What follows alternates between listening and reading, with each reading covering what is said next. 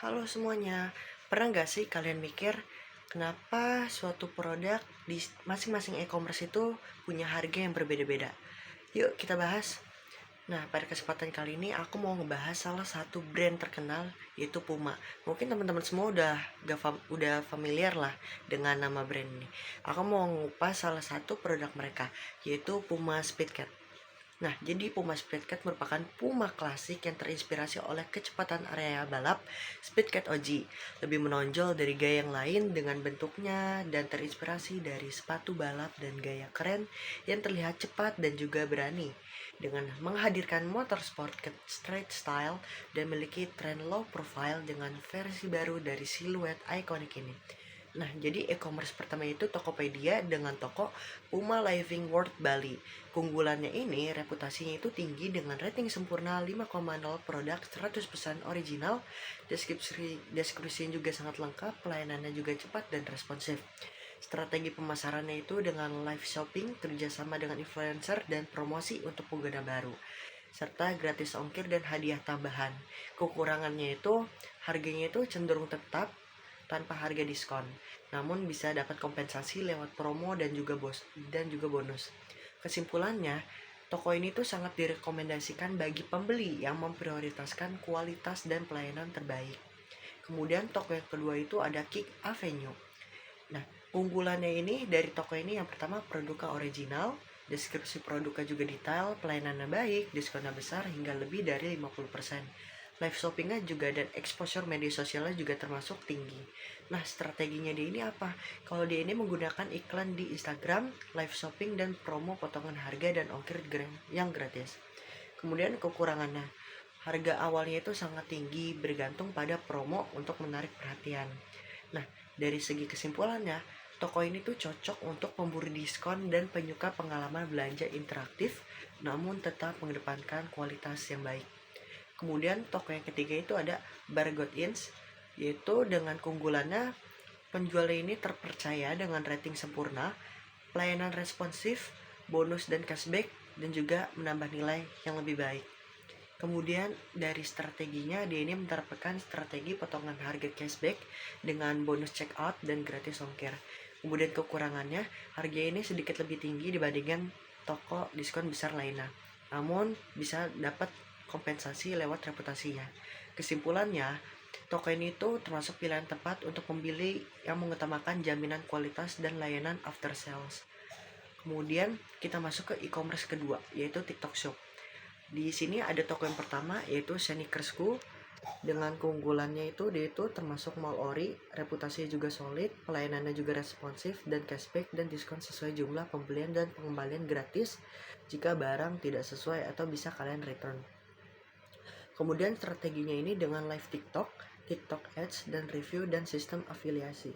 Kemudian untuk kekurangannya, harganya ini normal jadi nggak ada diskon. Kemudian untuk kesimpulannya ini, toko ini termasuk andal untuk pembeli yang suka promo cashback dan prefer chatting responsif serta keamanan pengembalian. Nah, kemudian toko yang kedua ada 807 Garage. Keunggulannya ini banyak pilihan size, garansi tukernya oke, voucher harian juga oke, bahkan dia itu ada free gift popularitas hingga 1,8 juta. Nah, dari strateginya dia itu sering live secara rutin dan konten review customer. Kemudian dari kekurangannya, dia ini tuh enggak menonjolkan sistem cicilan. Itu aja sih sebenarnya. Jadi kesimpulannya, kalau untuk toko ini tuh dia termasuk pusat sneaker original dengan promo harian dan komunitas yang kuat. Cocok buat pemburu sneaker eksklusif yang ingin ikut komunitas. Yang ketiga ini ada High Gentlemen and Ladies. Keunggulannya ini dia itu popularitasnya juga baik dengan 21.700 produk terjual. Kemudian dari segi strateginya, dia ini sama saja menggunakan live TikTok dengan diskon langsung, ulasannya juga jelas pada deskripsi produk. Kemudian dari kekurangannya, varian produknya ini terbatas dan skalanya itu belum sebesar dua toko sebelumnya. Kesimpulannya, jadi tuh ini tuh termasuk solusi yang pas untuk pembeli yang ingin harga bersaing, promonya juga langsung. Kemudian kita masuk ke e-commerce yang ketiga, yaitu Shopee. Dengan toko yang pertama itu ada Leguet Official Store. keunggulannya ini, toko ini tuh dengan garansi keaslian kuat, ya kayak mall Shopee gitu, reputasinya juga tinggi, respon chatnya juga 100%. Kemudian dari kekurangannya, deskripsi produk dari Puma Speedcat ini tuh enggak sedetail toko yang kedua yang bakal saya jelasin abis ini. Kesimpulannya itu pilihan utama buat pembeli yang mementingkan reputasi, keaslian barang, dan kenyamanan transaksi. Nah, ini ada toko yang kedua yaitu Only Sneaker Official Store, yang dimana keunggulannya ini penjelasan produknya itu detail, pelayanannya juga cepat dan responsif, bebas pengembalian dan proteksi ekstra, dan juga rating tokonya itu sangat tinggi. Kemudian kekurangannya, stok dan pilihannya ukurannya itu kurang lengkap, jadi pembelinya masih belum terlalu banyak untuk Puma Speedcat di toko ini. Namun kesimpulannya, ini ideal untuk pembeli yang ingin penjelasan menyeluruh, jaminan originalitas, serta layanan premium dan perlindungan ekstra. Kemudian toko yang ketiga ini ada Navy Store. Nah, Navy Store ini keunggulannya harganya itu terendah 259.000, dan mungkin itu bisa terbilang KW ya, karena banyak promo, gratis kaos kaki dan ongkir, kemudahan mengetahui size dan voucher flash sale. Namun kekurangannya di sini, respon chatnya ini sedikit lebih lambat dibandingkan toko Shopee lainnya. Dan kemudian kesimpulannya, menurut saya toko ini tuh solusi bagi pencari harga super hemat, tapi sangat disayangkan pasti produknya KW karena di harga 200.000 dari harga 2 jutaan. Nah, jadi secara keseluruhan Tokopedia itu unggul. Dari segi tadi toko yang udah saya jelasin, pokoknya Tokopedia itu masih, e-commerce Tokopedia itu masih unggul.